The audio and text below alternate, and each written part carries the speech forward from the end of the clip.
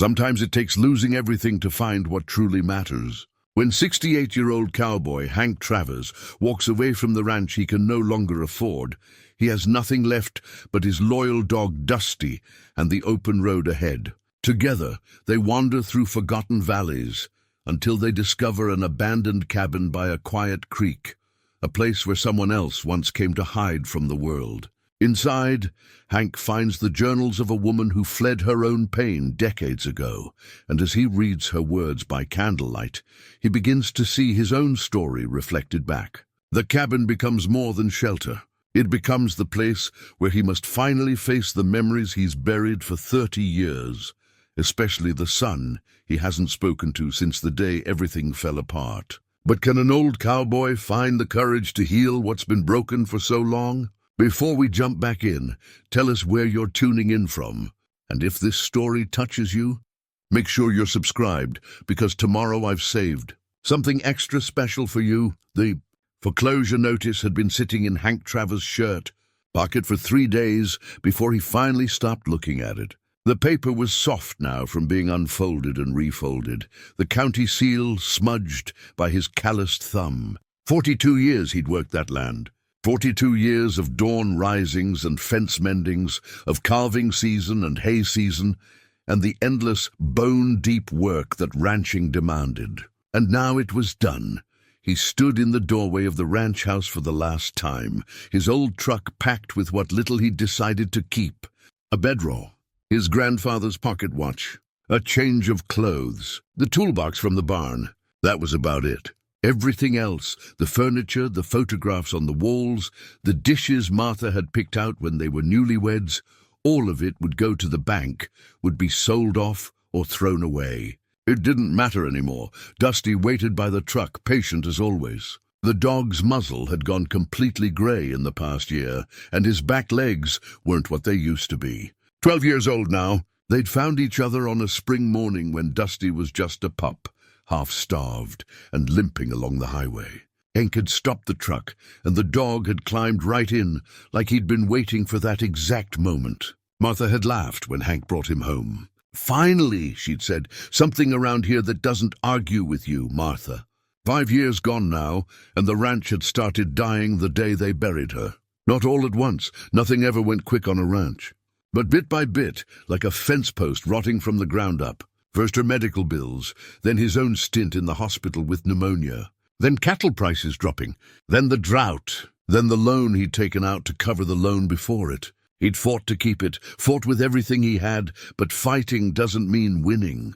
He'd learned that the hard way. He pulled the door shut and didn't look back. Couldn't afford to. Not literally. The bank owned the look back now too. The first week on the road, Hank and Dusty slept in the truck. He'd parked in rest stops and forgotten turnouts, places where nobody asked questions. He had maybe $300 in his wallet, money he'd scraped together from selling his tools to other ranchers. It wouldn't last long, but he didn't need long. He wasn't entirely sure what he needed anymore. They drove through Wyoming backcountry, through valleys he'd known since childhood, and some he'd never seen, despite living his whole life within 100 miles. The land rolled and climbed, sage and grass giving way to pine and aspen as they pushed higher into the mountains. He fished in cold streams for their dinners, built small fires, and talked to Dusty like the dog could answer back. Maybe he could in his way. Dusty had a look that seemed to understand more than most people Hank had known. At night, when the fire burned low and the stars came out thick and bright, Hank's mind would drift to places he usually kept locked up. He'd think about Jacob, his son, his only child.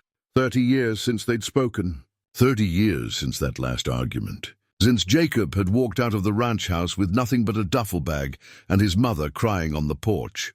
The argument had been about everything and nothing, the way those things always were. Jacob had been 18, fresh out of high school, with a scholarship to the university in Laramie. He'd wanted to study history of all things, history, like there was any money in that, any future in sitting around reading books about dead people. Hank had told him so too. Told him ranching was honest work, real work, the kind of work that built a man's character. Told him the land was his legacy, his birthright, his responsibility. Jacob had looked at him with those quiet eyes, Martha's eyes, and said, "What if I don't want it?" And Hank, stubborn and afraid in ways he couldn't name, had said the words he'd been regretting for 3 decades. "Then you're not my son." Martha had tried to fix it. God, how she'd tried. She'd driven to Laramie every month, had called Jacob every week, had kept Hank updated whether he wanted to hear it or not. Jacob graduated. Jacob got a teaching job. Jacob got married. Jacob had children, 2 daughters. Hank had grandchildren he'd never met, and that fact sat in his chest like a stone. Martha had begged him to reach out, to apologize, to try. But Hank's pride was a fortress, and he'd built it so strong he couldn't find the door out. And then Martha got sick and Jacob came to the funeral, and they'd stood 10 feet apart at the graveside and hadn't spoken a single word. After that, there was nothing left to hold the ranch together. Without Martha, it was just Hank and the work and the silence. The silence, most of all. He'd been driving for 9 days when he found the cabin. He hadn't been looking for anything in particular, just following old logging roads to see where they led. Dusty had been restless that morning, whining and shifting in the passenger seat, and Hank had finally pulled over to let him out. The dog had trotted off into the trees, and Hank had followed, expecting him to just be needing to stretch his legs. Instead, Dusty had led him down a gentle slope, through a stand of old cottonwoods, to a clearing beside a creek. And there it was. The cabin sat back from the water maybe 30 yards, weathered logs dark with age and lichen. The roof looked intact, though some of the chinking between the logs had crumbled away. The front porch sagged a little on one side, and the windows were thick with dust, but the door hung straight in its frame. Behind the cabin, an old garden plot lay choked with weeds and wildflowers.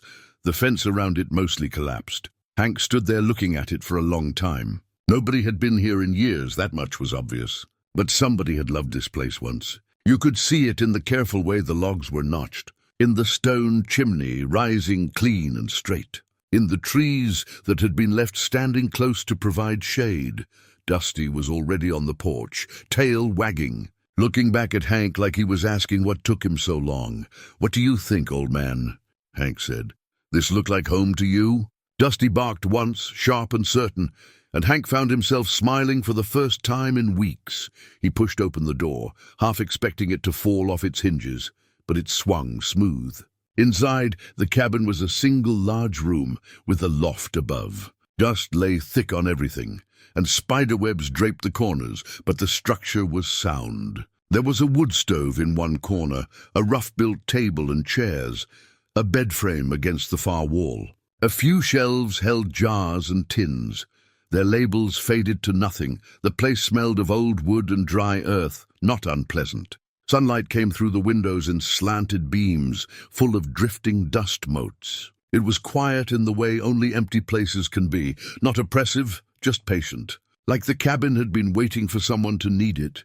Hank set his bedroll on the floor and went back out to the truck for the rest of his things. It didn't take long.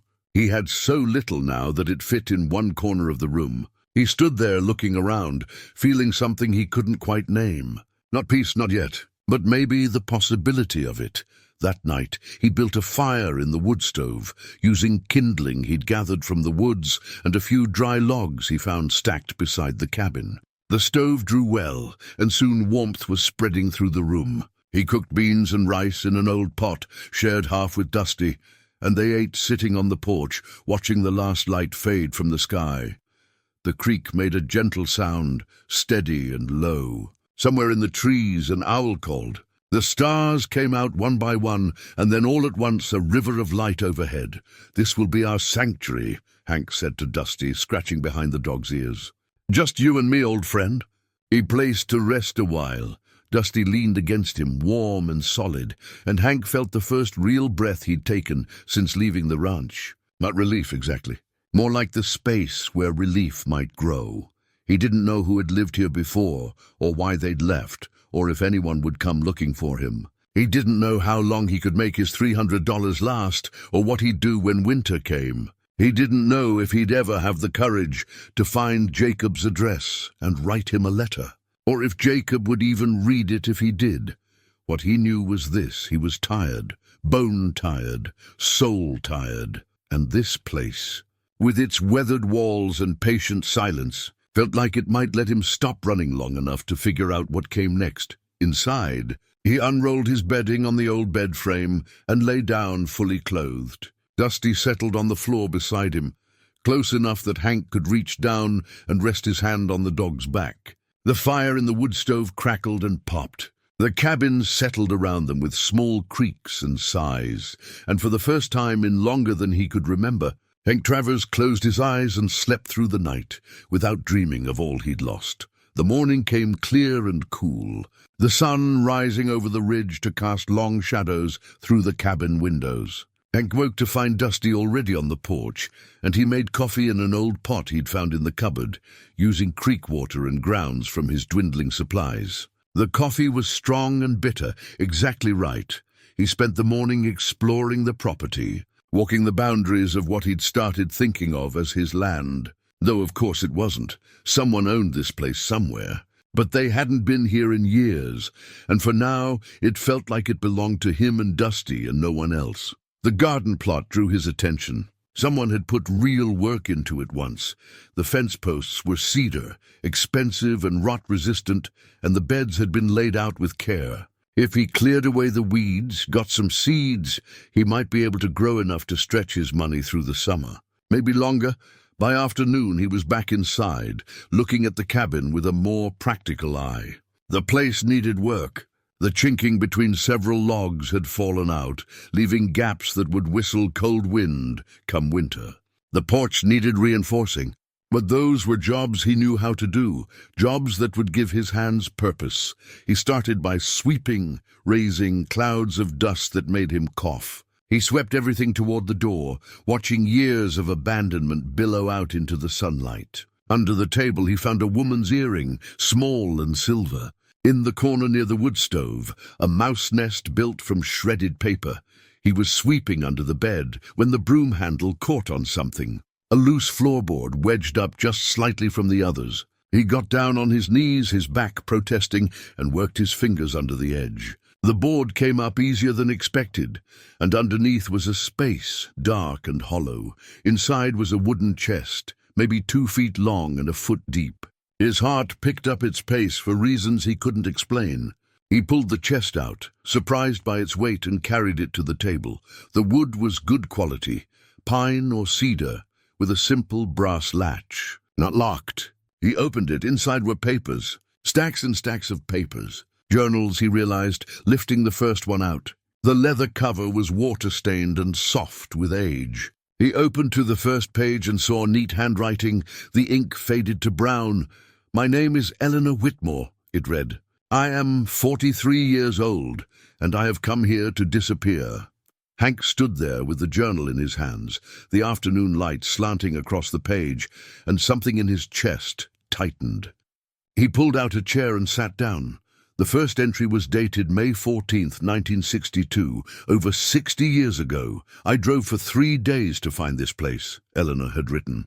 "Far enough from Chicago that no one will look for me. Far enough from everything that maybe I can stop hearing her voice in every room, stop seeing her face in every window." Sarah was 7 years old. 7 years, 3 months, and 12 days. The fever took her in less than a week. I held her at the end. She asked me if heaven would have swing sets, and I told her yes, absolutely yes. Then she closed her eyes, and I felt her leave. I felt the exact moment. That was 6 months ago. My husband Richard says I need to move on. My sister Margaret says I need to be patient with myself. Everyone has advice about grief, as if grief follows a schedule, as if there's a proper way to survive the unsurvivable. I couldn't stand another well-meaning word. So I came here. This cabin belonged to Richard's uncle, who died last year. No one wants it. No one even remembers it. It's mine now, by default and desire. If I'm going to break into pieces, I want to do it somewhere no one has to watch. Hank had to stop reading. His hand shook as he set the journal down. This woman, Eleanor, she'd lost her child. She'd come here for the same reason he had, in a way. To hide from unbearable pain. To find some space where the weight of it didn't crush quite so hard, he got up and poured himself another cup of coffee, though it had gone cold. Dusty watched him from his spot by the door, head cocked. "There was someone here before us," Hank said to the dog. "Someone who needed this place like we do." He sat back down and kept reading. The entries were sporadic at first, sometimes days apart. Eleanor wrote about the silence, about how it pressed in on her. She wrote about crying so hard she threw up. She wrote about Richard's letters, begging her to come home, about Margaret's steady notes every week. She wrote about wanting to die but lacking the courage, about feeling both desperate and numb, but slowly the entries changed. She wrote about fixing the roof, about planting the garden, about a deer that came to drink from the creek each evening at dusk. Small things, daily things. The entries came more regularly. The handwriting grew steadier. By the end of the first journal, dated September 1962, Eleanor was writing, "I don't know if I'm healing or just going numb. Perhaps they're the same thing in the beginning. I slept through the night last night without waking. That hasn't happened since Sarah died. I don't know if I should feel grateful or guilty. I think I feel both." Hank closed the journal and sat in the quiet cabin. Outside, the creek ran and the cottonwood leaves whispered. Inside, he felt like he'd been handed a mirror he didn't know he needed.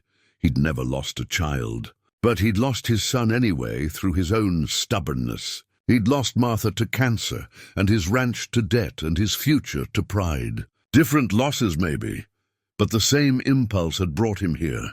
The same need to disappear, to hide, to stop pretending he was fine when he was shattered. He opened the chest again and found more journals, 7 in total, spanning years. He found photographs too, a woman alone in most of them, middle-aged, with dark hair pulled back, wearing work clothes and holding gardening tools. Eleanor, he assumed. In some of the later photos she was smiling. Not a big smile, but real. There were letters too, bundled with string. He opened one carefully. It was addressed to Eleanor, from someone named Margaret, postmarked 1964. "Dear Eleanor," it read, "I miss you. I know you need to be where you are, and I respect that. But I miss you. Please write back even just a line.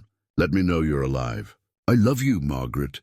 He found Eleanor's response in a separate bundle, her handwriting on the envelope. Inside, "Dear Margaret, I'm alive. Some days that's harder than others, but I'm trying. Thank you for not giving up on me. I don't deserve your patience, Eleanor."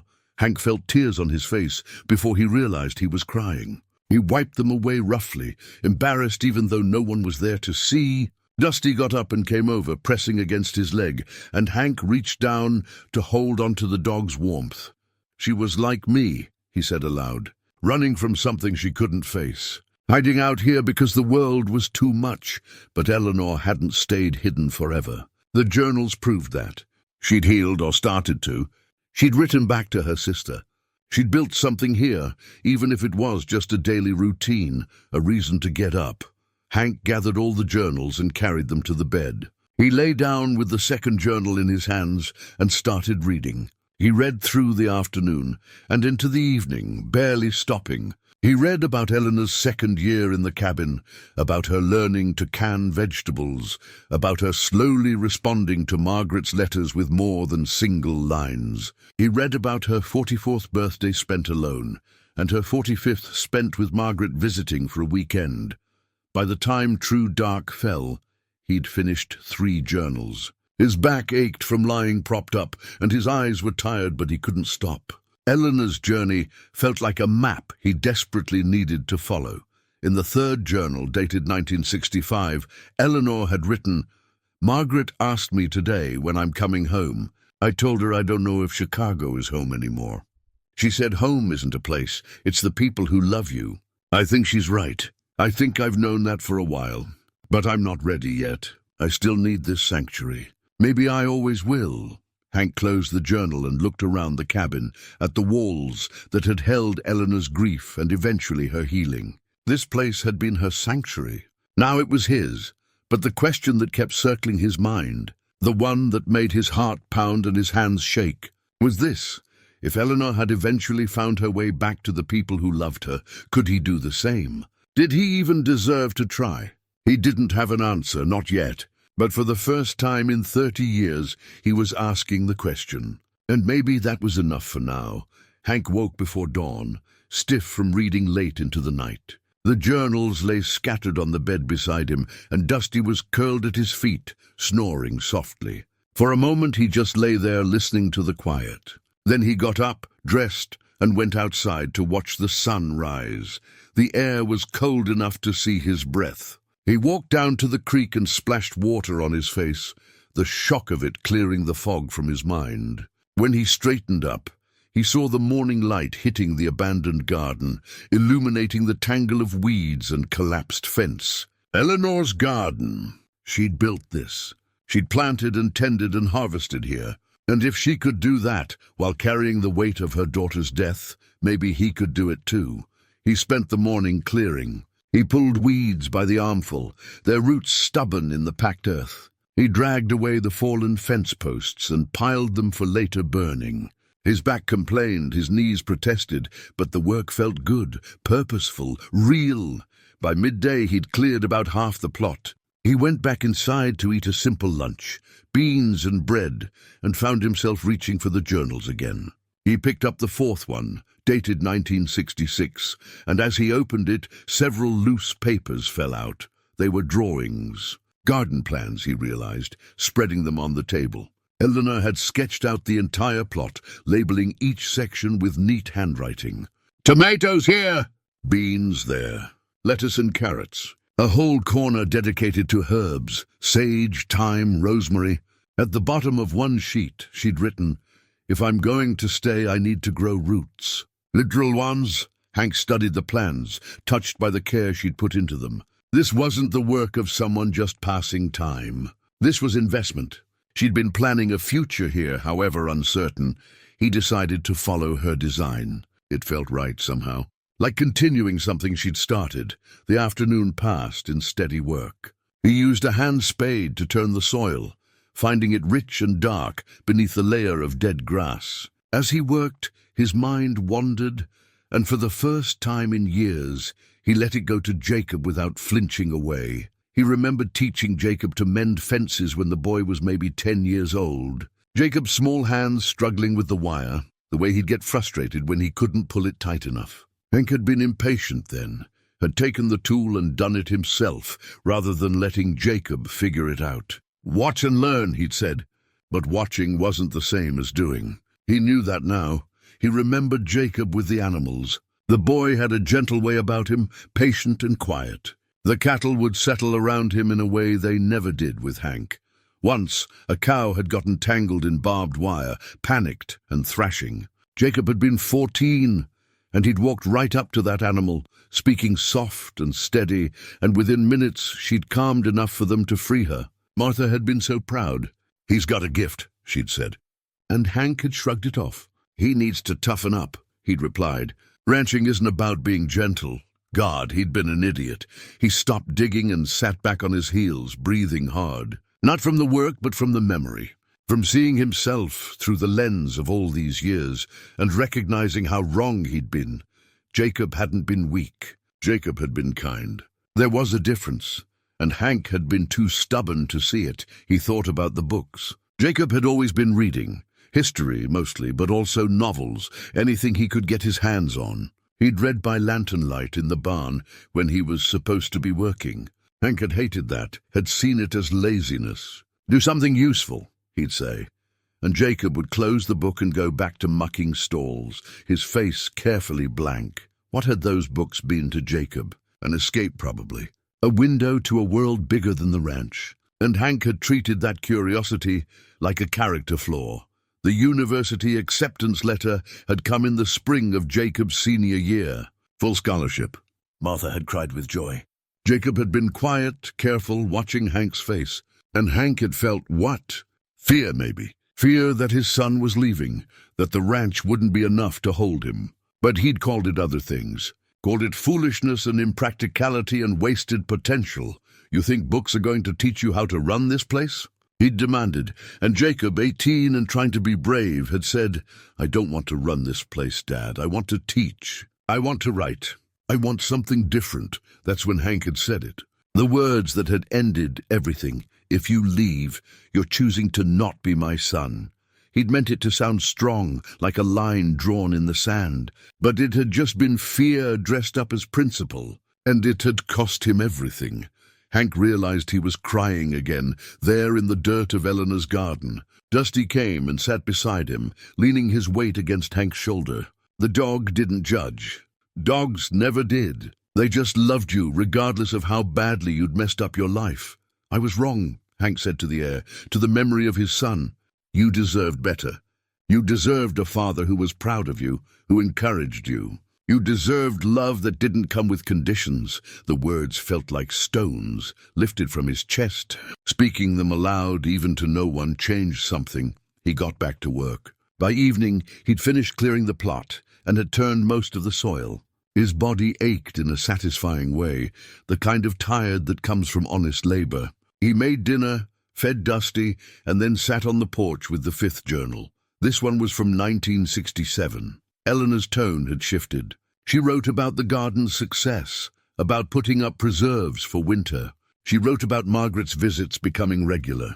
And she wrote this: I realized something today. I came here to survive losing Sarah, but somewhere along the way, I started living again. Not the same as before, I'll never be that person again, but living nonetheless. Small joys. The taste of a tomato from my own garden. The sound of the creek. The satisfaction of fixing the cabin door so it doesn't stick. These things don't replace what I lost, but they make room for me to exist alongside the grief rather than drowning in it. Hank read that paragraph 3 times. Making room to exist alongside the grief. Not moving on, not getting over it, but learning to carry it without being crushed. He thought about the ranch, about Martha, about all the years of silence with Jacob. Those losses were his to carry. But maybe, like Eleanor, he could learn to build something alongside them. Something small and real. A garden, a repaired cabin, a life that acknowledged the past without being imprisoned by it. The stars came out bright and endless. He could hear the creek, steady and patient. Dusty snored beside his chair. We're going to plant that garden, Hank said quietly. Following Eleanor's plans, and we're going to tend it. And maybe, just maybe, we're going to figure out how to do what she did, how to live again. Dusty's tail thumped once against the porch boards. Agreement, or maybe just acknowledgement. Either way, it was enough. Hank sat there until the cold drove him inside, then banked the fire and went to bed. Tomorrow he'd start planting, and he'd keep reading Eleanor's story, following her path toward whatever healing looked like for an old cowboy who'd lost everything that mattered and was just now learning to find his way back. 3 days after clearing the garden, Hank drove his truck to the nearest town, a 40-minute drive down winding mountain roads to a place called Millwood, population maybe 800. He bought seeds with money he couldn't really spare, tomatoes, beans, lettuce, carrots. He bought a bag of seed potatoes and packets of herbs. The woman at the feed store looked at him with friendly curiosity, but he kept his answers short and polite. He wasn't ready for neighbors or questions yet. Back at the cabin, he planted following Eleanor's diagram. The work took 2 full days, his knees complaining each time he knelt and rose. But when he was done, the garden looked purposeful again. Orderly rows, carefully spaced, with small markers made from broken branches. It would be weeks before anything sprouted, but the potential was there. In the evenings, he continued with the journals. He'd finished the 5th and started the 6th, dated 1968. Eleanor's entries had taken on a different quality. Less raw pain, more reflection. She wrote about the seasons, about learning to notice small changes in the landscape. She wrote about loneliness, but it was a different kind now, not the crushing isolation of early grief, but a chosen solitude that had both costs and gifts. And then, one evening, Hank found something new in the wooden chest. A bundle of letters he'd missed before, tucked in the very bottom beneath the journals. They were tied with faded ribbon, maybe 30 or 40 envelopes. He untied the ribbon carefully and spread them on the table. They were letters from Margaret, Eleanor's sister. He'd seen mentions of Margaret throughout the journals, but these were the actual correspondence. He picked up the first one, postmarked June 1963, a full year after Eleanor had arrived at the cabin. "Dearest Eleanor," it read, "I know you're not ready to talk. I know you need time and space, but I can't stop writing to you. You're my sister. I love you. Even if you never write back, I'll keep sending these letters. I need you to know you're not forgotten. You're not abandoned. Whenever you're ready to come home, or even just to say hello, I'll be here. All my love, Margaret." Hank felt something crack open in his chest. Margaret had written every month, sometimes twice a month, for years. Even when Eleanor barely responded, Margaret kept reaching out, kept offering love without conditions, kept reminding Eleanor that she had family who wanted her back. He found Eleanor's responses in a separate bundle. The first few were brief, almost painful to read. "Margaret, I'm alive. That's all I can manage right now. E." But gradually they grew longer. By 1965, Eleanor was writing full letters. By 1966, she was asking about Margaret's children, about family news, about life in Chicago. And then, in a letter from 1968, Eleanor had written, "Dear Margaret, I think I'm ready to see you. Not in Chicago, I'm not ready for that yet. But would you come here? Stay for a few days? I want to show you what I've built. I want you to see that I'm still here, still your sister, even if I'm different now. I love you. I'm sorry for all the lost time, Eleanor." Margaret's response was tucked in with the others. "I'll be there next month. I'm bringing supplies and staying as long as you'll have me. There's no lost time, only found time ahead. I've never stopped loving you. M." Hank had to put the letters down. His hands were shaking. This was the proof. Reconciliation was possible. Even after years of silence, even after grief and distance and all the walls people built between themselves and the ones they loved, Eleanor had done it. She'd reached out. She'd let Margaret back in. And from what the letters showed, that reconnection had transformed both their lives. He thought about Jacob. His son was out there somewhere, living a life Hank knew almost nothing about. Did Jacob have Hank's address? Probably not. The ranch was gone, and Hank had no permanent home now. But that wasn't the real question. The real question was, if Hank reached out, would Jacob respond? Or had he waited too long? Burned too many bridges? He picked up another letter, this one from Eleanor to Margaret, dated 1970. "I've been thinking about coming home," Eleanor had written. "Not to stay, the cabin is my home now, but to visit, to meet Richard again, to see the nieces and nephews, to try to rebuild what I destroyed when I ran. I'm scared.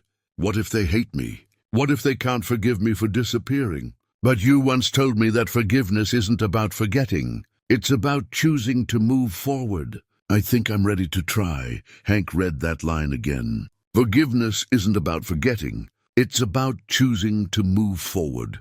He'd spent 30 years telling himself that Jacob must hate him, that the silence was proof of Jacob's rejection. But maybe the silence was just silence. Maybe it was waiting for someone to break it. He got up and walked outside. The night was clear and cold, the stars brilliant overhead. Dusty followed him down to the creek, where Hank sat on a smooth stone and listened to the water. "What do I even say?" he asked aloud. "Dear Jacob, sorry I was a terrible father. Sorry I chose pride over love. Sorry I wasted 30 years we can't get back." Dusty laid his head on Hank's knee, and Hank scratched behind the dog's ears. "You're better than me, you know that." Hank said, "Dogs understand loyalty without ego, love without conditions. I had a son who loved me, and I threw it away because I was afraid. Afraid he'd leave. Afraid I wouldn't be enough. So I made sure he'd leave and guaranteed I wouldn't be enough." Brilliant strategy, right? The creek burbled on, indifferent to his self-recrimination. He thought about Eleanor's journey. She hadn't healed all at once. She'd taken years, years of solitude and garden work and slow, painful growth. And when she'd finally reached out to her family, she hadn't expected instant forgiveness. She'd simply offered herself honestly and let them decide how to respond. Maybe that was all he could do. Reach out, tell the truth, apologize without expecting absolution, and let Jacob decide what happened next. But first, he needed to understand himself better. Needed to keep doing what Eleanor had done, sitting with his grief and regrets, acknowledging them, learning from them. He wasn't ready yet. Not quite. He went back inside and found his own small notebook, something he'd bought years ago and never used. He sat at the table and began to write. "My name is Hank Travers," he wrote. "I'm 68 years old and I came here because I lost everything. My ranch. My wife, my son. Most of them I lost through my own doing. I'm here because I need to figure out who I am without all the things I used to hide behind. I need to face what I've done. And maybe if I can do that, I can find the courage to try to make it right." The words felt heavy and true. He kept writing, letting it all spill out. Memories of Jacob, of Martha, of the ranch. His mistakes and regrets. His fears and hopes. It wasn't eloquent like Eleanor's journals, but it was honest. When he finally stopped, his hand was cramped and the fire had burned low. But he felt lighter. Naming the pain, writing it down, gave it shape. Made it something he could work with instead of something that worked on him.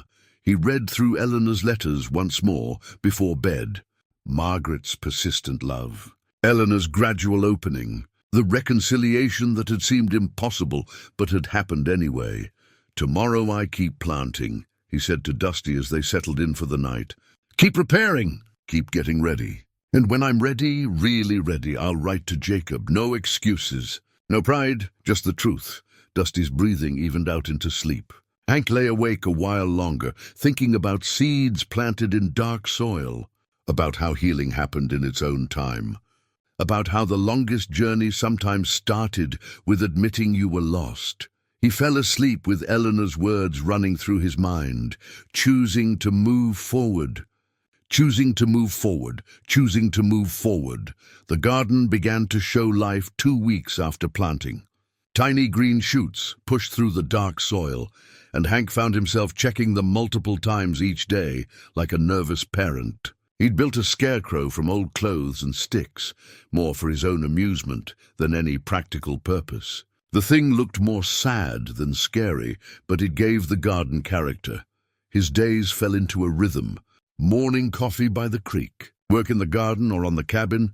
He'd fix the porch, patch the chinking, replace 3 rotted floorboards. Afternoon reading of Eleanor's journals, evening writing in his own notebook. The routine was simple and grounding, the kind of structure that kept the darker thoughts at bay. One afternoon, as he was sorting through his belongings to make room for some supplies he'd bought in town, he came across his old wallet. He'd replaced it with a newer one months back, but had kept the old leather one out of habit. It was worn soft, the stitching loose in places. He opened it, expecting to find it empty. Instead, folded small and tucked behind where his license used to sit, was a piece of paper. He unfolded it carefully and his breath caught. It was a drawing. Crayon on construction paper, faded but still clear. A simple ranch scene, a brown house, a red barn, stick-figure cows. In the corner, 2 figures, one tall, one small, holding hands. Above it, in careful child's handwriting, "To Daddy, love Jacob, age 7.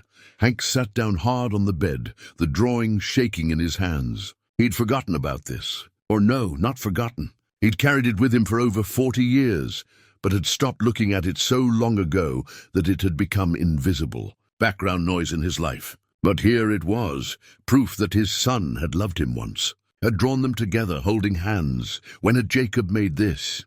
1st grade, maybe 2nd. Before things got complicated, before Hank's expectations and Jacob's dreams had diverged. When being a father had still been simple, just being there, being loved, being enough. He traced the stick figures with his thumb. Such a simple drawing, such uncomplicated affection. Daddy! Not dad or father, but Daddy. The name small children used when their parents were still heroes. The tears came hard and fast, surprising him with their force. He'd cried before in the weeks at the cabin, but this was different. This was grief for something specific and irretrievable. His son's childhood, those years when love had been easy and Hank had taken it for granted. He remembered the day Jacob had brought this home. Martha had put it on the refrigerator with a magnet, proud as could be. Hank had glanced at it, maybe smiled and gone back to whatever he'd been doing. Had he thanked Jacob? He couldn't remember. God, he hoped he had. At some point the drawing had come down from the fridge, moved aside for other pictures, other moments.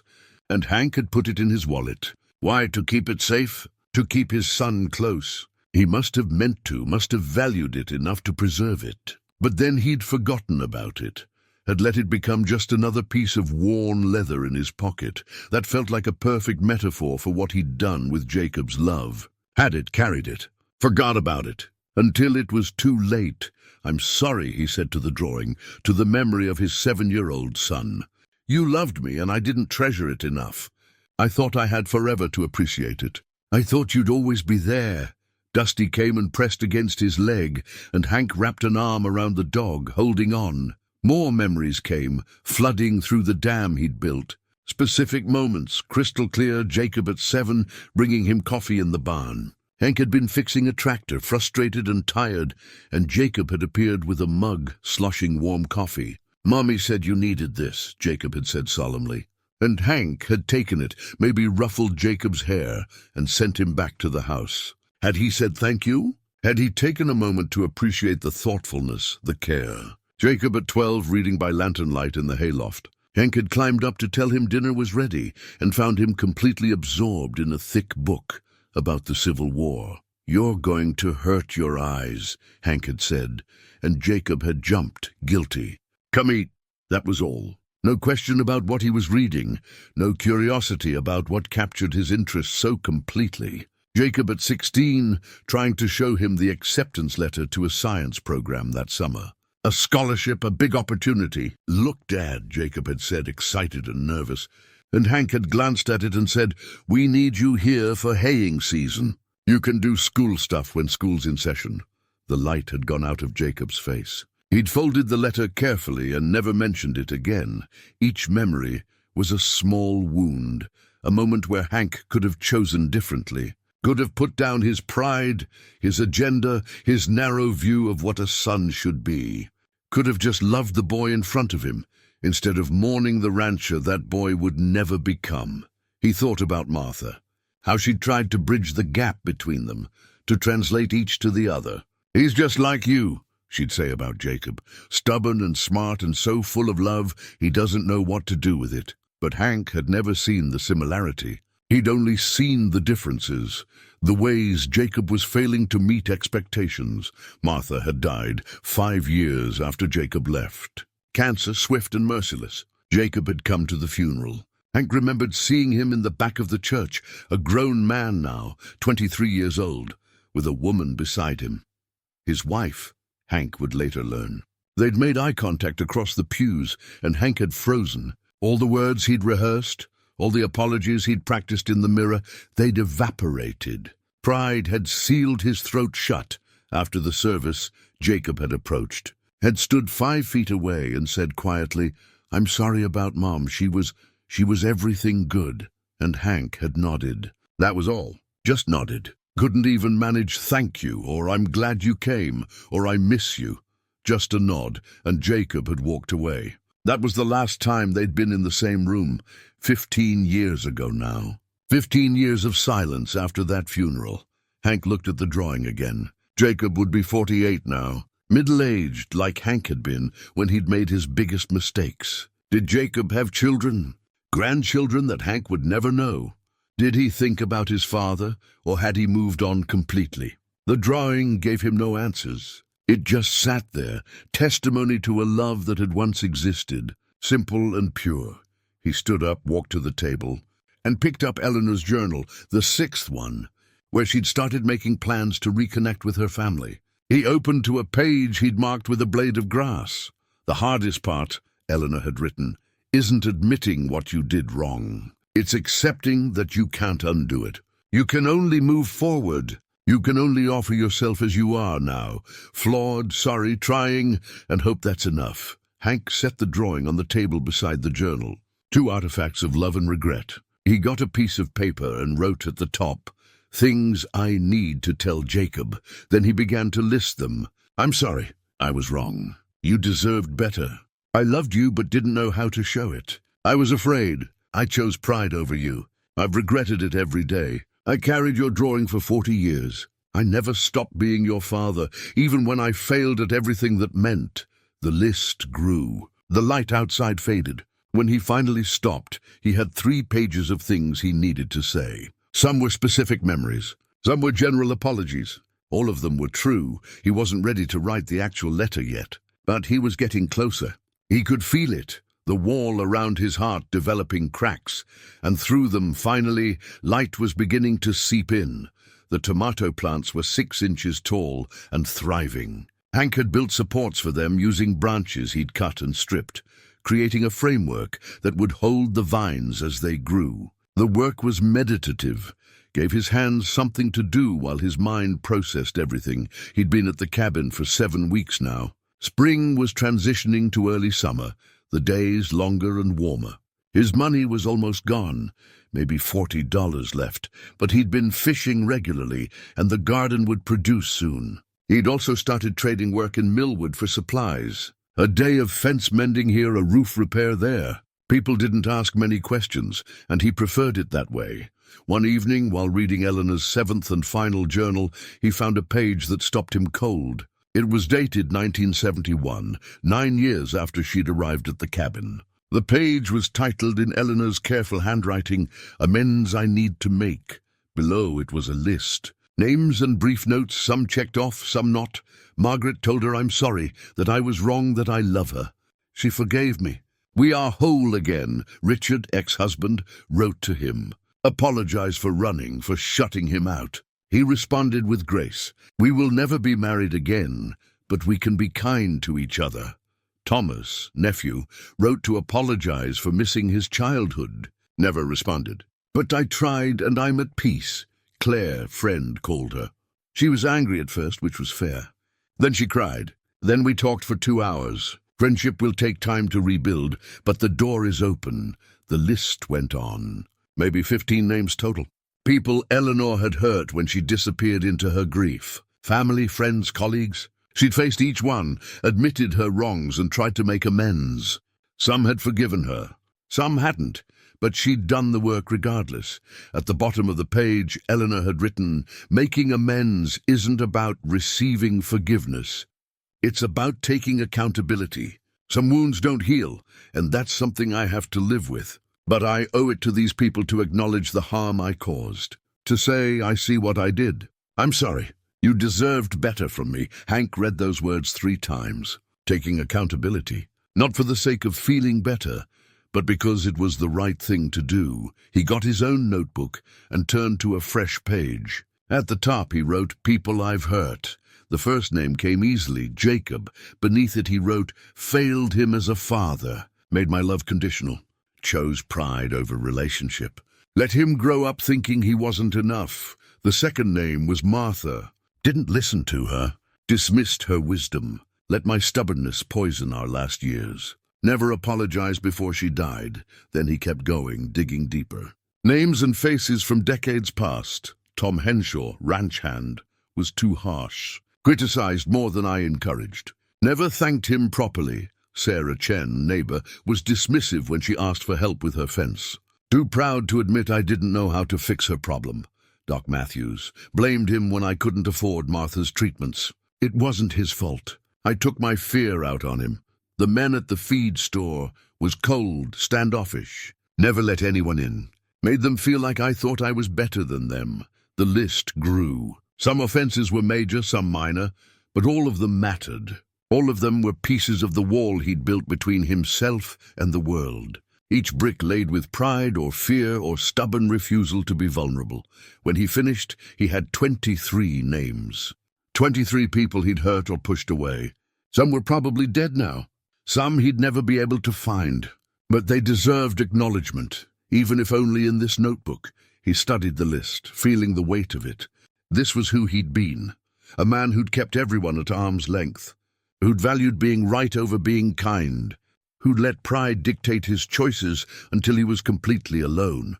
But it didn't have to be who he stayed. He thought about Eleanor's journey. She'd come to the cabin broken and had spent years putting herself back together. The garden, the routine, the journals, those were tools for survival. But the amends list, that was different. That was transformation. That was choosing to be better.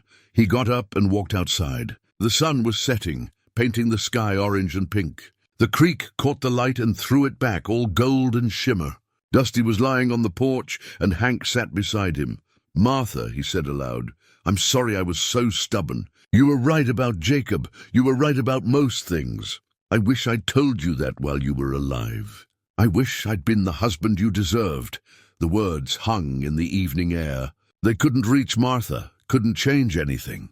But saying them mattered anyway. He tried again. "Jacob, wherever you are, I'm sorry. You deserved a father who celebrated who you were, not one who tried to make you into someone else. You deserved patience and encouragement and unconditional love. I failed you, and I can't take that back. But I want you to know, I'm working on being better. Even if it's too late for us, I'm trying to become the man I should have been." His voice cracked on the last words. Dusty lifted his head and looked at him with those knowing eyes. "You think he'd even want to hear from me?" Hank asked the dog. 30 years is a long time. He's got his own life now. Maybe the kindest thing I can do is leave him alone." But even as he said it, he knew it wasn't true. Eleanor had reached out to people after years of silence, and some had responded. Some hadn't, but at least she'd tried. At least she'd given them the choice. He owed Jacob that much. Not to demand forgiveness, not to expect anything, but to offer the truth. To say, "I was wrong, you were right, I'm sorry, and I love you." Whatever Jacob did with that was up to him. Hank went back inside and read the rest of Eleanor's final journal. She'd left the cabin in 1973, after 11 years. She'd written, "This place saved me. It gave me space to fall apart and time to heal. But I'm not meant to live here forever. I'm meant to take what I've learned and go back to the world, to be Margaret's sister again, to be Aunt Eleanor to her children, to have friends and neighbors and a life that connects to other lives. The cabin will always be here, waiting for whoever needs it next. I hope they find what I found, not escape from pain, but the courage to face it and the strength to choose love again." The last page was dated June 15th, 1973. Just one sentence. "To whoever finds this, sanctuary is temporary, but love once renewed is eternal. Choose love." E.W. Hank closed the journal and held it against his chest. Eleanor had done it. She'd faced her grief, made her amends, and returned to life. She'd shown him the way. He looked at his amends list again. Most of these people he couldn't reach. But Jacob he could try for. He had to try. He picked up his pen and began writing a new list. "What I need to tell Jacob. Not abstract ideas this time, but concrete truths. I carried your drawing for 40 years. I was afraid you'd leave, so I pushed you away first. Your gentleness wasn't weakness. It was strength I didn't understand. You deserved celebration, not criticism. I don't expect forgiveness. I just need you to know I'm sorry."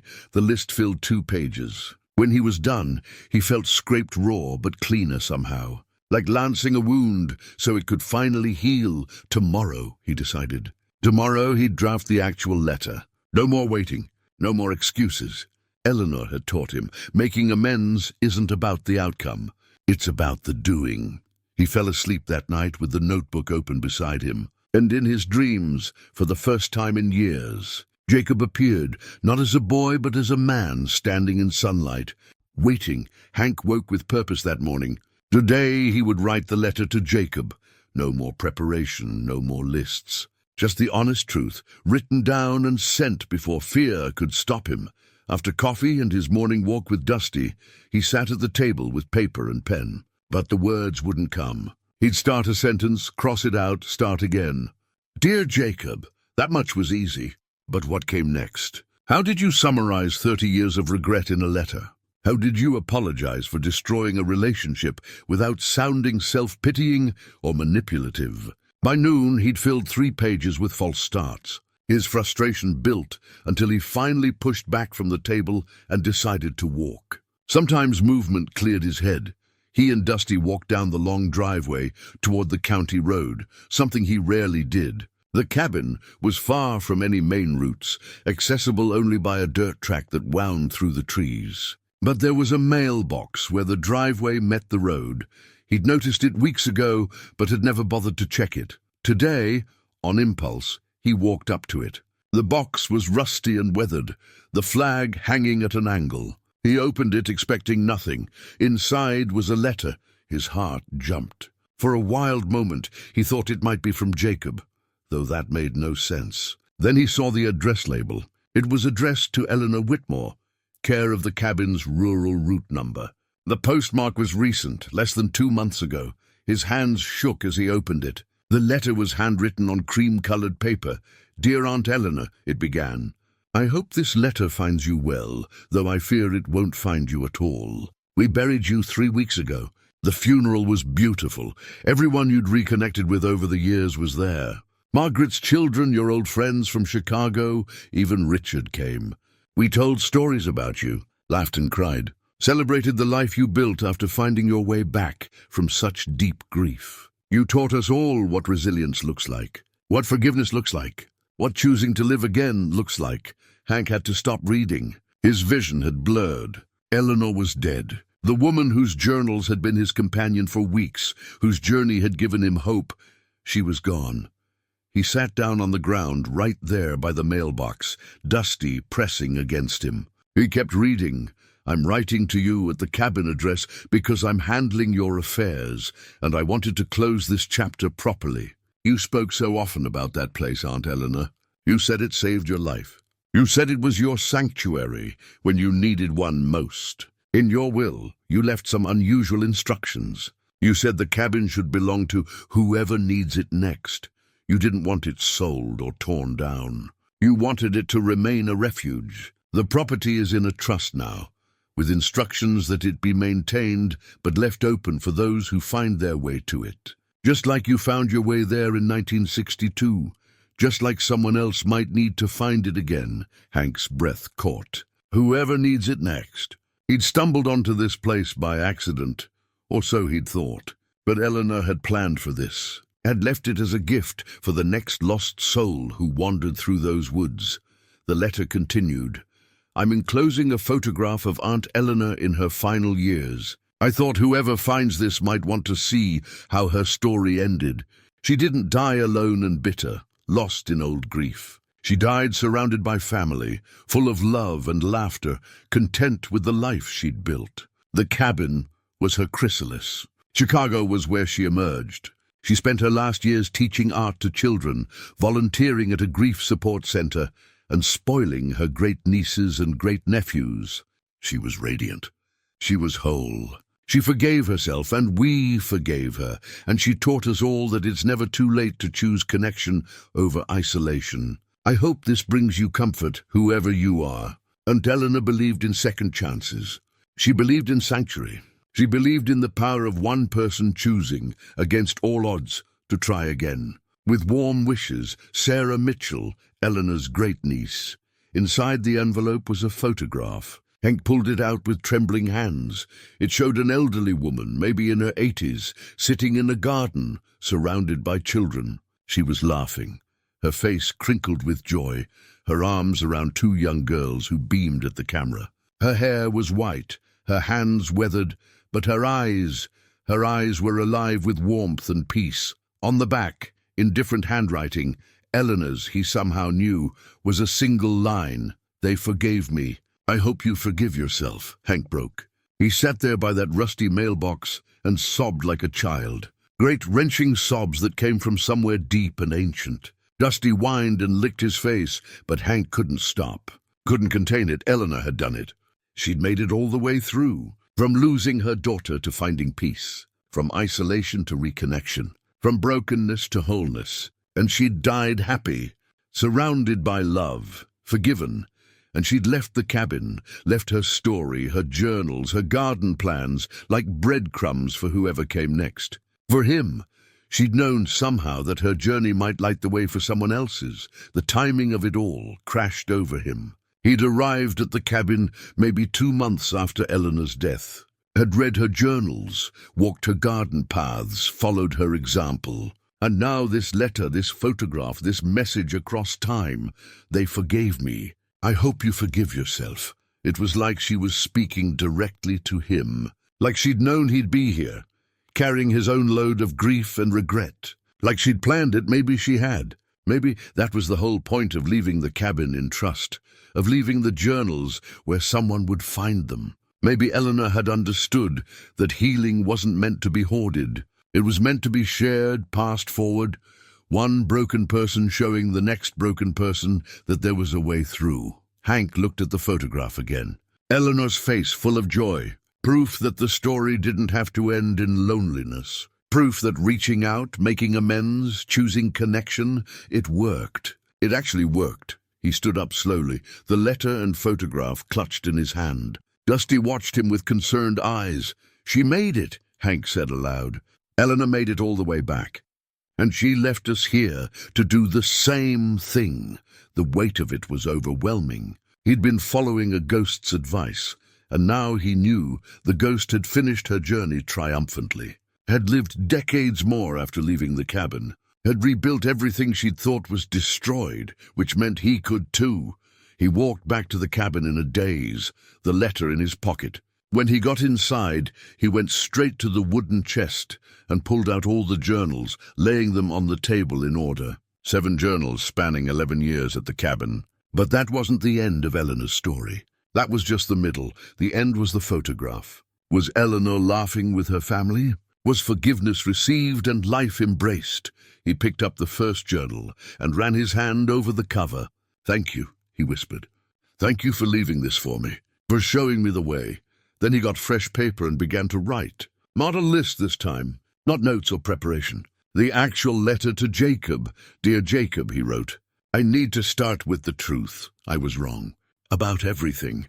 About what it meant to be a father, what it meant to love you, what mattered in life. I chose pride over you, and it's the biggest mistake I've ever made." The words flowed now, honest and clear. He wrote about the ranch, about Martha, about finding the cabin. He wrote about Eleanor's journals, about reading her journey from grief to healing. He wrote about carrying Jacob's drawing for 40 years, about the list of amends, about understanding, finally, that he'd been afraid of losing Jacob, so he'd pushed him away first. He walked back to the cabin in a daze, the letter in his pocket.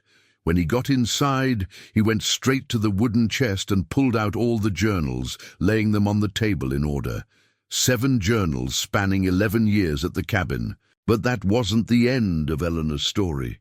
That was just the middle. The end was the photograph. Was Eleanor laughing with her family?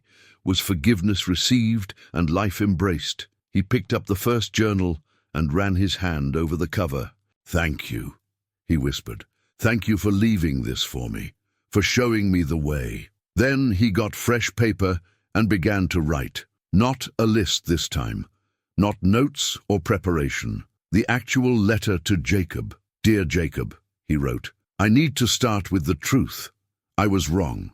About everything. About what it meant to be a father, what it meant to love you, what mattered in life. I chose pride over you, and it's the biggest mistake I've ever made." The words flowed now, honest and clear. He wrote about the ranch, about Martha, about finding the cabin. He wrote about Eleanor's journals, about reading her journey from grief to healing. He wrote about carrying Jacob's drawing for 40 years, about the list of amends, about understanding, finally, that he'd been afraid of losing Jacob, so he'd pushed him away first. "I don't expect forgiveness," he wrote. "I don't deserve it. But you deserve an apology, a real one, even if it comes 30 years too late. You deserved a father who celebrated who you were, who encouraged your curiosity and intelligence, who told you he was proud of you, who loved you without conditions. I'm sorry I wasn't that father. I'm sorry I let my own fears and stubbornness destroy our relationship. I'm sorry I wasted all the years we could have had." He wrote about the cabin's address, about being here indefinitely. "You can visit or not, respond or not. Whatever you decide, I'll understand. I just needed you to know. I'm sorry. I love you. I always have, even when I couldn't show it. Even when I failed at everything that mattered. Your father, Hank." He folded the letter carefully and put it in an envelope. Wrote Jacob's name on it. He'd have to find the actual address, but this was the important part. The words were written. The truth was told. He looked at Eleanor's photograph again, at her joyful face, then at her final message, "I hope you forgive yourself." "I'm trying," he said to her image. "I'm trying to be brave enough to do what you did, to reach out, to try again." He put the letter on the table where he could see it, a promise to himself. Tomorrow he'd go to town, find a phone book, track down Jacob's address. But tonight he'd done the hardest part. He'd written the words, he'd told the truth, he'd chosen, like Eleanor before him, to try again. Finding Jacob's address proved harder than Hank expected.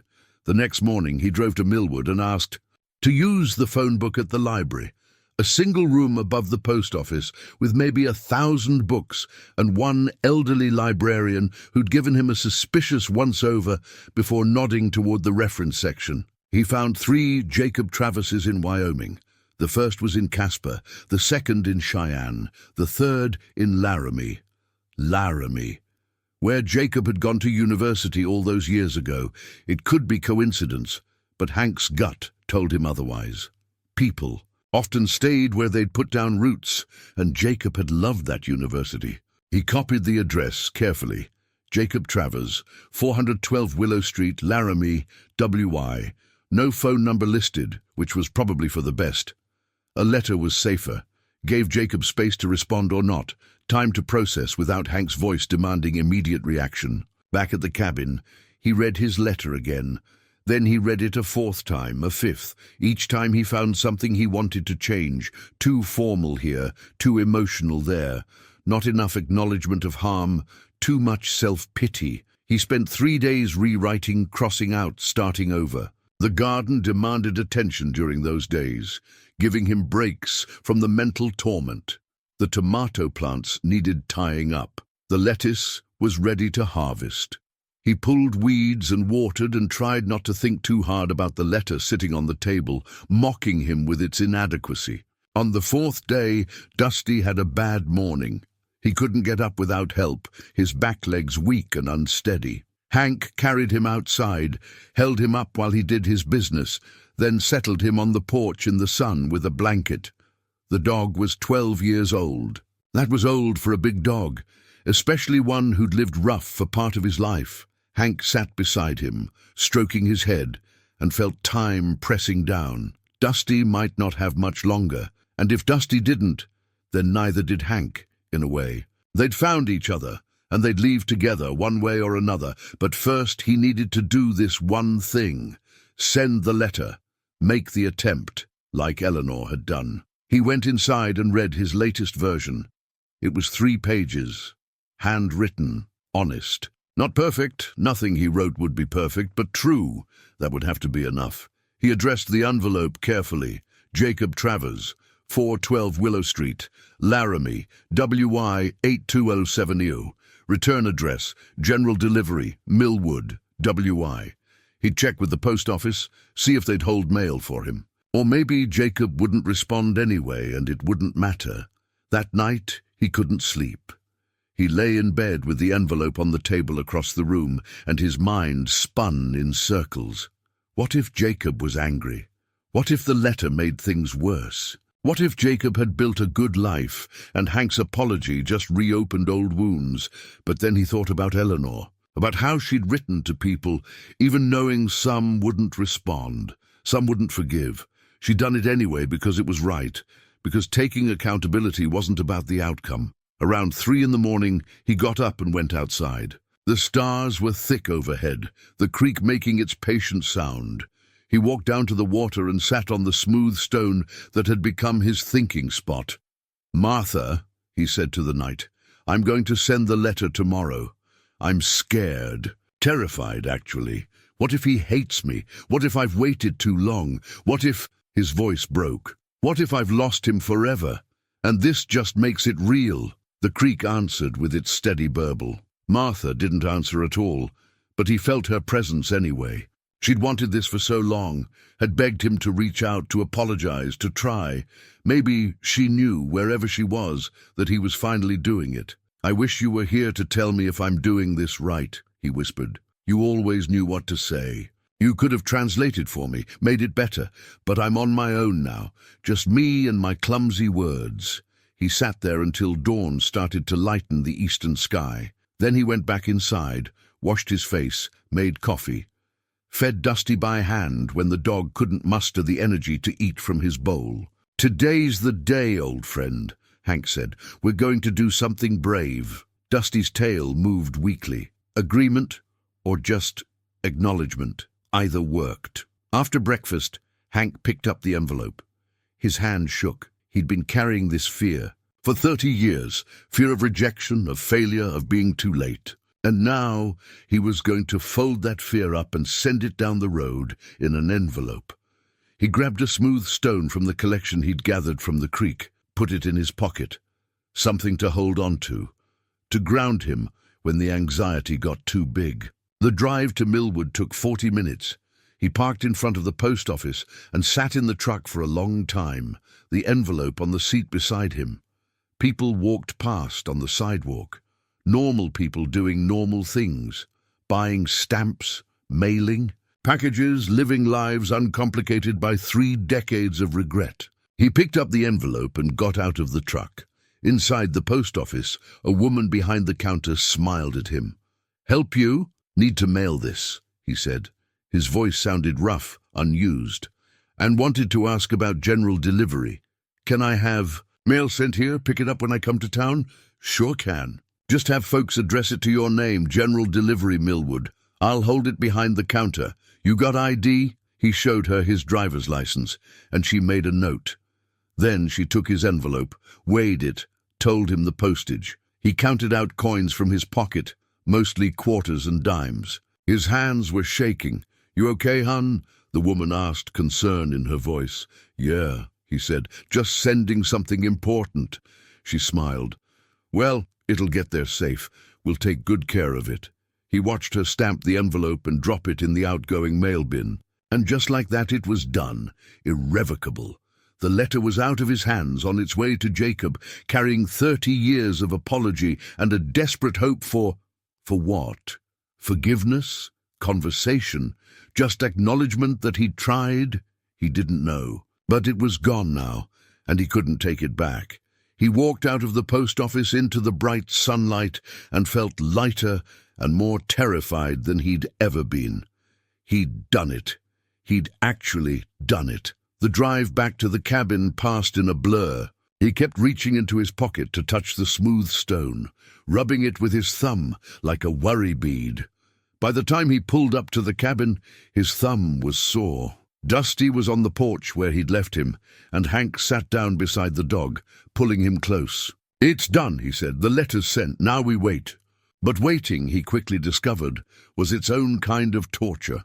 The days crawled past. He worked in the garden obsessively, harvesting lettuce and radishes, tying up tomatoes, pulling every weed he could find. He repaired things on the cabin that didn't need repairing. He organized his supplies 3 times. Anything to keep his hands busy and his mind from spiraling.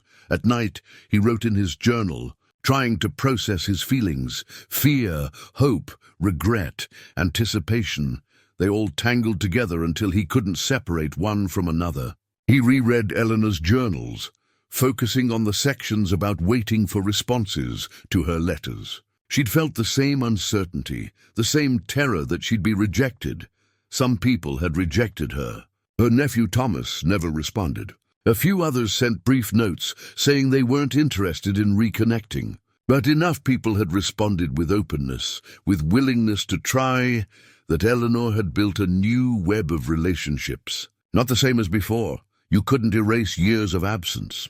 But something real, nonetheless. A week passed, then 2. Hank tried not to check the mailbox by the road, but he couldn't help himself. Every few days, he'd walk down there, heart pounding, only to find it empty. Of course it was empty. Even if Jacob responded immediately, it would take time. Mail to Laramie, Jacob reading it, thinking about it, deciding whether to respond. Then mail back. 2 weeks was too soon to expect anything. He told himself this over and over. Be patient. Give Jacob time. Don't assume silence means rejection. It might just mean processing. But the not knowing was killing him. He started carrying the smooth stone everywhere, held it while he cooked, while he gardened, while he sat by the creek. Its solidity was grounding, a physical reminder that he was here, present, doing the work regardless of the outcome. Dusty got weaker. Some days he could walk a little, other days Hank carried him. They spent long hours on the porch together, Hank reading aloud from Eleanor's journals, or just talking through his fears. The dog's presence was a comfort beyond words. Unconditional love, no judgment, just steady companionship. 3 weeks after mailing the letter, Hank sat at the table and wrote, "Dear Eleanor, I sent the letter to my son. Now I wait." You knew this part, didn't you? The awful space between reaching out and knowing if it mattered. How did you stand it? How did you keep going without knowing? He paused, pen hovering over paper, and then wrote the answer he thought she might give. You keep going because the trying is what matters. The outcome is beyond your control. All you can do is offer yourself honestly and let the other person decide. That's where courage lives, in the offering, not in the response. He read the words back and felt them settle into his bones. Yes, that was it. He'd been brave. He'd tried. Whatever happened next was up to Jacob, but God, he hoped Jacob would respond. Hoped with an intensity that hurt, that made his chest tight and his eyes sting. He'd wasted 30 years. He didn't want to waste whatever time he had left. He looked at Eleanor's photograph, at her joyful face surrounded by family.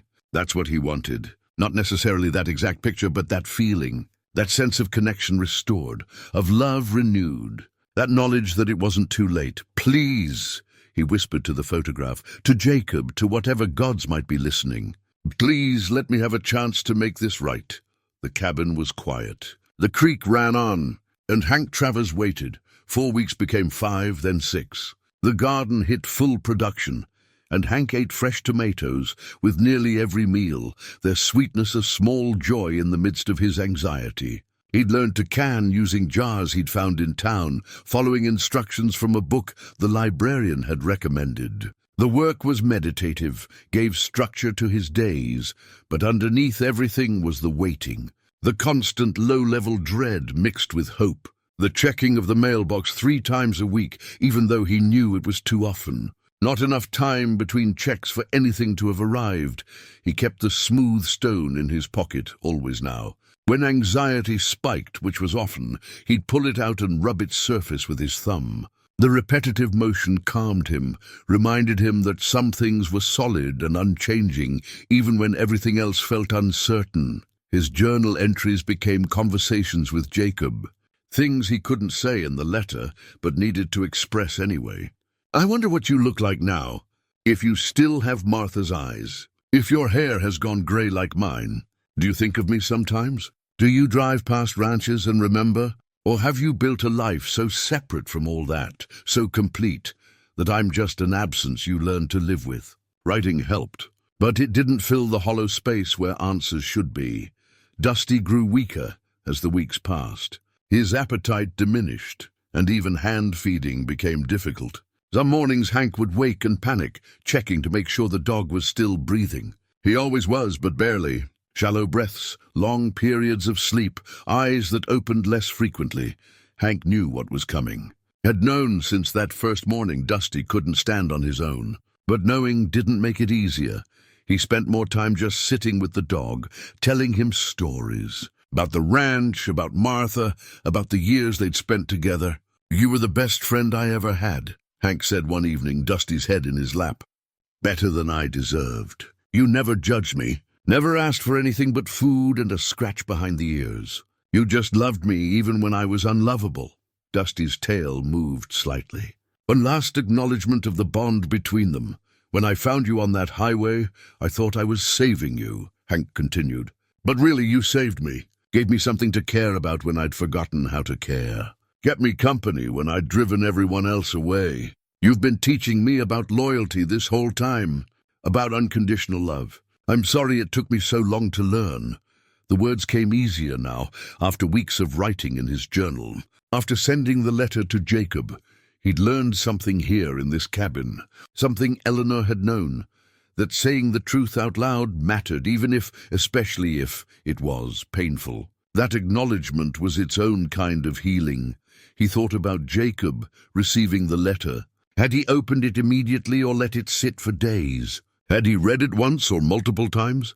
Was he angry or sad or indifferent? Had the letter made things better or worse? There was no way to know, and that uncertainty was something Hank had to learn to live with, just like Eleanor had. You offer yourself honestly, and then you release control of the outcome. You trust that you've done the right thing by trying, regardless of the response. But God, it was hard.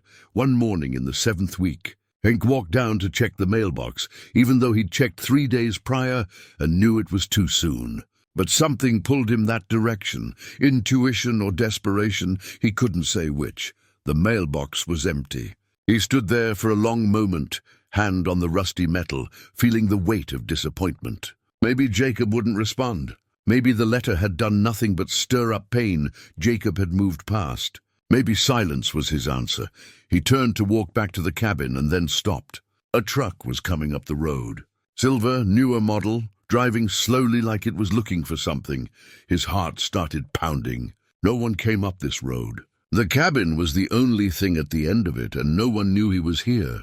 Except the truck slowed, then turned into the driveway. Hank stood frozen by the mailbox, his hand clutching the smooth stone in his pocket so hard it hurt. The truck pulled to a stop near the cabin, maybe 50 feet from where he stood.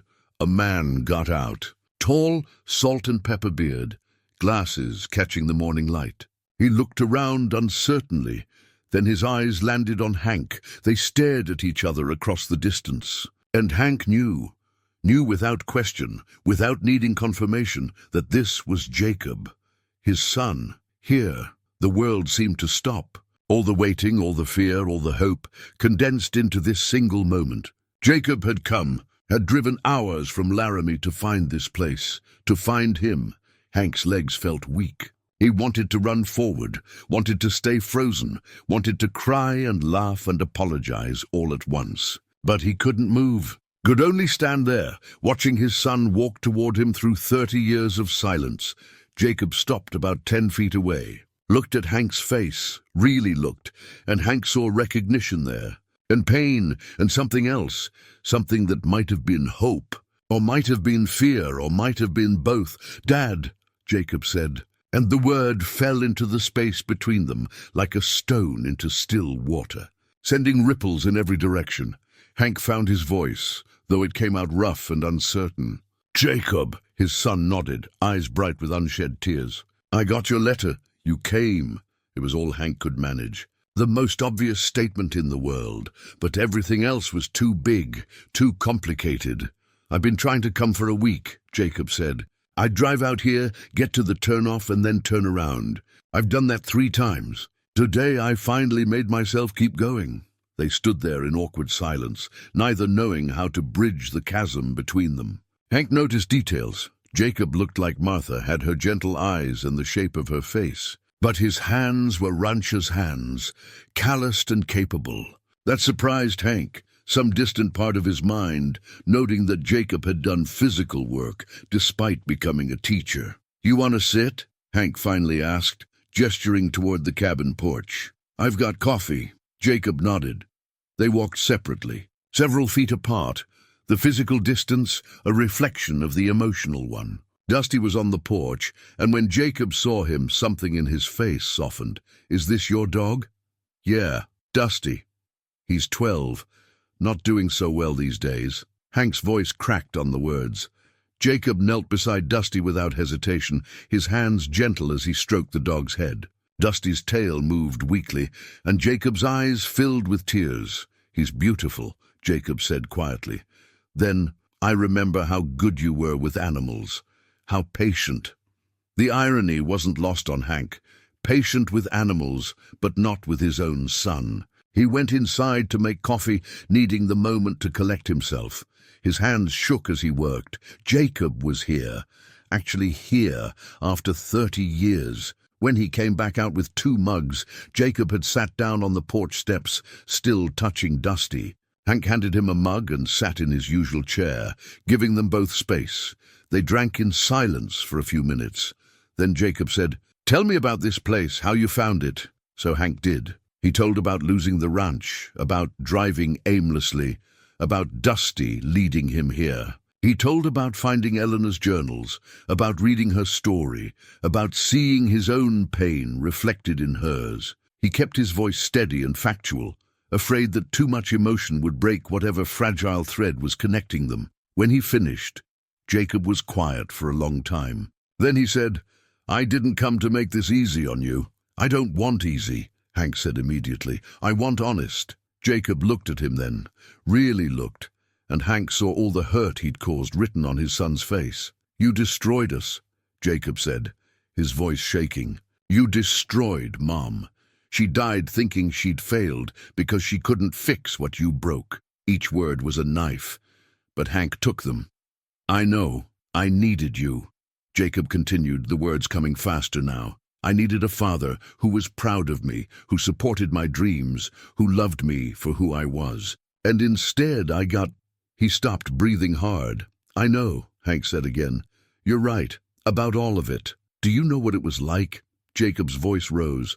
"Standing at Mom's funeral, wanting to talk to you, and you just nodded at me. Like I was a stranger, like 30 years of silence was fine with you. It wasn't fine. I was a coward. I wanted to talk to you, wanted to apologize, but I couldn't make the words come out." "That's not good enough."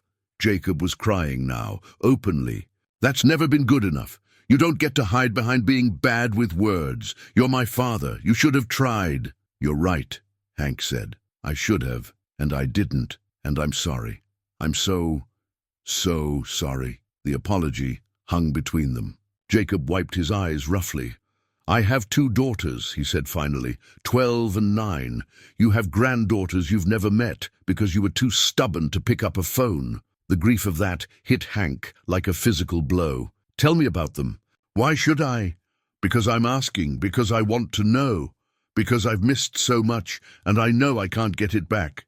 But I want to know who they are." Jacob stared at him for a long moment. Then, slowly, he began to talk. About Emma, his older daughter, who loved history like he did. About Sarah, named after Martha, who played soccer and had his stubbornness. About his wife, Christine, who taught elementary school.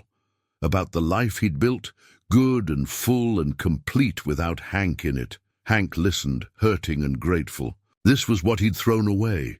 This beautiful family, this continuation of love, and Jacob had built it without him, which was both heartbreaking and necessary. When Jacob finished, Hank said, "I carried your drawing, the one you made when you were 7. I've had it in my wallet for 41 years. Jacob's face crumpled.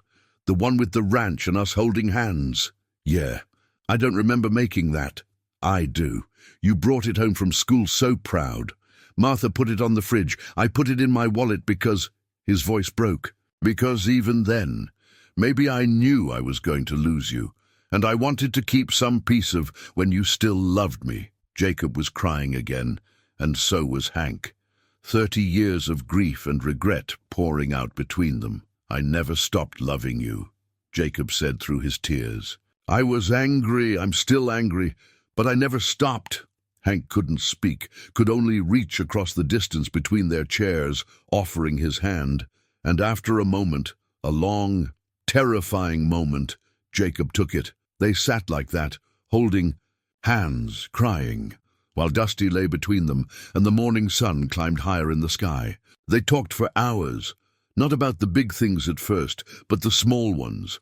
Jacob told Hank about his job teaching high school history, about the satisfaction of seeing students connect with the past. Hank told Jacob about the garden, about following Eleanor's plans, about learning to can vegetables. They circled around the deeper wounds, testing the waters, finding their way back to each other one careful word at a time. Around noon, Hank made lunch, sandwiches with lettuce from the garden and the last of his bread. They ate on the porch, and Jacob told stories about his daughters. Emma's obsession with the Revolutionary War, Sarah's determination to master bicycle tricks, small glimpses into the family Hank had missed. "I'd like to meet them," Hank said quietly. If you're willing. Not right away. I know there's a lot to work through first. But someday. Jacob was quiet for a long moment. Someday, he said finally. We need to figure out us first. But yeah, someday. It wasn't a promise, but it was possibility. That was more than Hank had hoped for. They decided Jacob would stay in a motel in Millwood for the night, come back in the morning. They both needed space to process, to let the rawness of their reunion settle. Jacob gave Hank his phone number, made him promise to call if he needed anything. As Jacob was leaving, he paused by his truck. "The letter," he said. "It was good. Hard to read, but good. I could tell you meant it. I did. I do. I know." Jacob got in the truck, then rolled down the window. "I'll be back tomorrow. We'll keep talking." Hank watched the truck disappear down the drive, then sat on the porch with Dusty. The dog's breathing was more labored than before, his body tense with pain. "You held on to meet him, didn't you?" Hank said softly. "You knew he was coming." Dusty's eyes opened briefly, and Hank could swear he saw understanding there. That night, Hank brought Dusty inside and made a bed for him by the wood stove. He lay down beside the dog, one hand on Dusty's side, feeling each breath. "Thank you," he whispered, "for everything, for finding me, for staying with me, for teaching me what love looks like. I'm going to be okay now. Jacob's here. We're going to try. So you can rest. You can let go." Dusty's breathing evened out. Around midnight it began to slow. Hank stayed awake, talking softly, telling Dusty he was a good dog, the best dog, that he was loved. Sometime in the dark hours before dawn, Dusty took a breath and didn't take another. Hank held him and cried until there were no tears left. When Jacob arrived in the morning, he found Hank by the creek, digging. He didn't ask, just picked up the other shovel and helped. They dug together in silence, preparing a place beneath the cottonwood tree. They wrapped Dusty in a blanket and lowered him into the earth. Jacob found a smooth stone from the creek and placed it on the grave, and Hank thought about all the smooth stones he'd collected, how they'd grounded him through his anxiety. How fitting that one should mark Dusty's final resting place. "He was a good dog," Jacob said. "The best." Hank's voice was rough. "He brought me here, kept me going, gave me a reason to get up every morning. Animals have a way of doing that, of loving us through the worst parts." Jacob put a hand on Hank's shoulder, and Hank covered it with his own. They stood there by the grave, connected by loss and grief and the tentative threads of healing.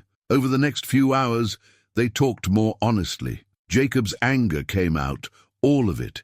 Years of hurt and abandonment and feeling like he'd never been enough. And Hank received it, acknowledged it, apologized without making excuses.